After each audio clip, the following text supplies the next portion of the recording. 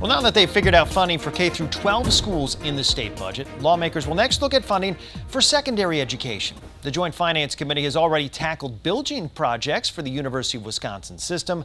Members approved funding for UW Eau Claire's new Science and Health Sciences building and the renovation of Heritage Hall at UW Stout in Menominee.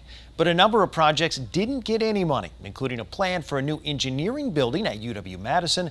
The committee has yet to take up the operational budget for the UW system. Joining us on the show this week is UW System President Jay Rothman. Thanks so much for the time here this week. My pleasure. It's great to be with you. So you recently released some stats that showed 10 of the 13 major UW System campuses are actually going to be operating at a budget deficit here, or have been over the past fiscal year. Can you kind of explain how we ended up in this situation and maybe the task in front of these groups to try and get back to even? Yeah, I think it's a variety of different factors. It's a reflection of, there was a recent study that showed we're funded 42nd out of 50 states in the nation. It's a reflection of a 10-year tuition freeze that the university has endured. It's a reflection of the fact that the legislative support for the UW system is, on an inflation-adjusted basis, lower today than it was 10 years ago. So all of those factors have dealt and have resulted in our universities running structural deficits. Looking at some of those factors maybe one by one, you did announce some tuition hikes, but how much of a difference is that going to make at some of these universities? Well, it's going to make some difference, but it depends on what happens with the pay plan increases, because the universities are required to pay 30% of the pay plan. The state doesn't pick all of that up, so some of the tuition increases went there. But it's a total of about $35 to $38 million that will be generated by that revenue. Not enough to cover some of the challenges we have in terms of the structural deficits. And I'm sure some of the argument from some is just cut the budget. How realistic is it to have significant budget cuts, though, at some of these campuses? You know, it's difficult because there have been budget cuts for a long period of time. With a tuition freeze, with declining state support on an inflation-adjusted basis, there have been budget cuts all along. So at some point, you're starting to cut into bone. It's not in muscle and bone, not just, you're not getting just rid of excess. And that's the real challenge. Now, the universities will do what they have to do to get it done, but there are going to be some significant changes if we don't get a higher level of state support in the system. You mentioned the state support. You've been having a lot of conversations, I'm sure, with lawmakers behind the scenes, trying to get that as part of this next budget. How are those conversations going? Are they as receptive as you would like? You know, I hope that the legislators understand the importance of the system to the state. We are in a war for talent in Wisconsin, and the system is the single best talent magnet and developer of talent we have in the state of Wisconsin. If we're going to win that war, if we're going to have enough engineers and nurses and teachers and data scientists, and that list goes on, we need the funding in order to achieve that. And those are the arguments. I think it's compelling. Wisconsin has always invested in its university system, but right now we're 42nd out of 50 states in the nation. Wisconsin deserves better than that. The governor released his budget proposal. Were you okay with how those numbers looked, which maybe weren't what you were requesting, but obviously higher than maybe what you've been getting? We were very pleased with Governor Evers and his support of education generally and of the UW system in particular.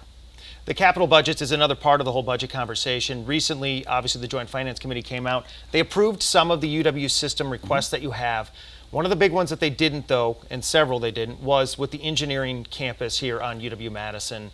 What's your response to kind of what you saw in what was proposed by the Joint Finance Committee? I mean, we're very appreciative of the buildings in the system that the Joint Finance Committee has recommended for enumeration by the legislature.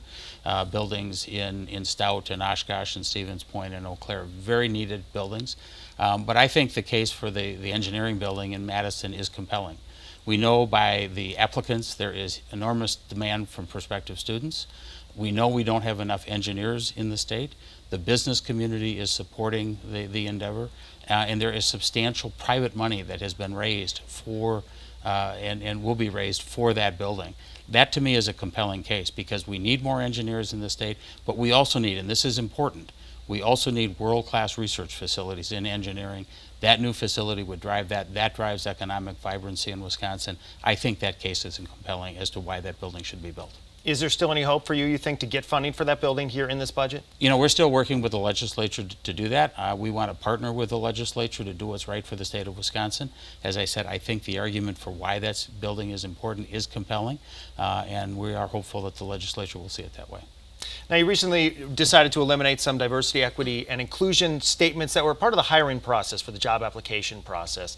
This happened while you were having discussions with some Republican lawmakers about this budget. Did you feel some pressure from Republican lawmakers to make some sort of move related to DEI? You know, I think the issue is we've got to do what's right for the system. And I think there were a limited number and a minority of cases where we'd ask for a diversity statement in a written employment application. Some people viewed that as a litmus test. I think the elimination of that at the application side was the right thing to do. We need to be inclusive for everyone. Underrepresented groups, veterans, disabled students, first-generation students, and also students of different political ideologies and perspectives. That was simply a step, I think, that removed that test and we move forward. DE&I remains important. DE&I remains important. You mentioned diversity of thought, though. You mentioned also political thought. There was a survey that you recently did. Did that survey kind of show that maybe some conservative students voiced concerns that maybe they felt like their views were being suppressed or somehow made it uncomfortable for them on campus to express them? You know, I think the really interesting thing of that survey is a vast majority of our students said they were getting diverse viewpoints in class.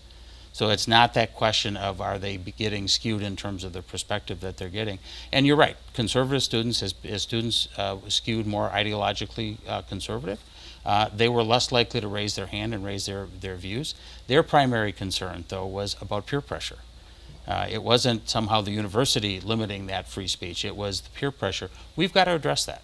That's an issue that we need to get better on because we want a marketplace of ideas on our campuses. We want diverse viewpoints to be debated passionately but civilly.